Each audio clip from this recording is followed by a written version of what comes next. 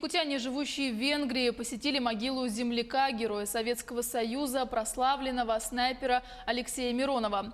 В 60-х годах известный ученый, писатель Михаил Иванов Багдарын-Сюльбе, зная, где захоронен якутский солдат, смог установить связь с местными жителями и даже нашел возможность в 1967-м привезти с родины Миронова Вилюйского района горсть земли. Ульяна Шагина подробнее.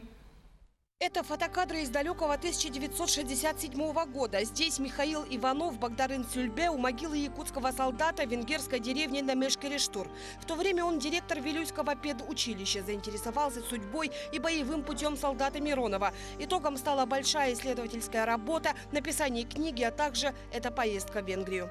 Он написал письмо в Венгрию, в город Немешкерештур, в школу. Есть ли могила нашего земляка, как за ним ухаживают. И представьте себе, ответ пришел.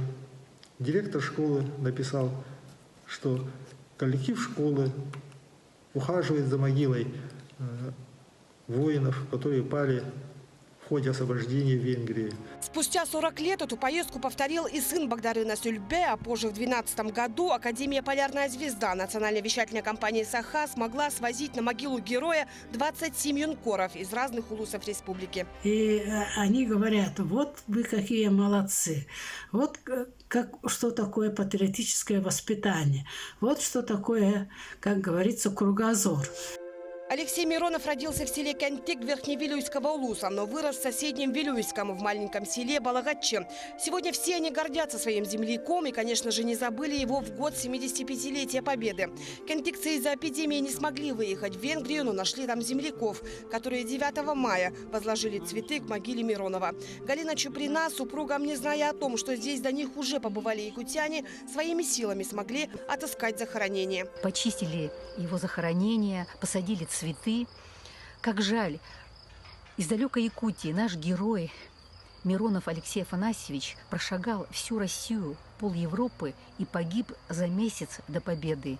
Вечная ему память и благодарность от нас живущих.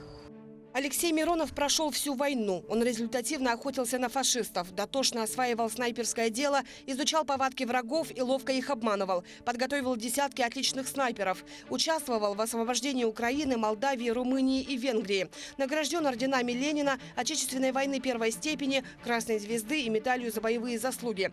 Но звание Героя Советского Союза ему посмертно присвоили лишь в 90-м году, благодаря усилиям Андрея Савича Борисова, работавшего в то время народным депутатом СССР от Вилюйского округа. Тогда я был помощником депутата. И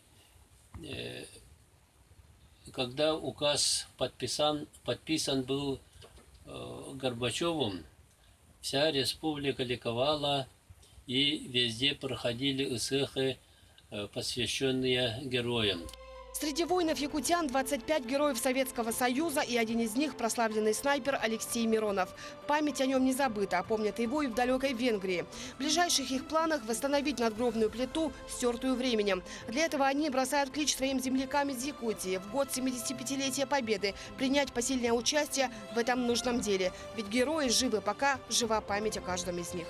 Ульяна Шагина, Сергей Дьяконов, Якутск, Будапешт.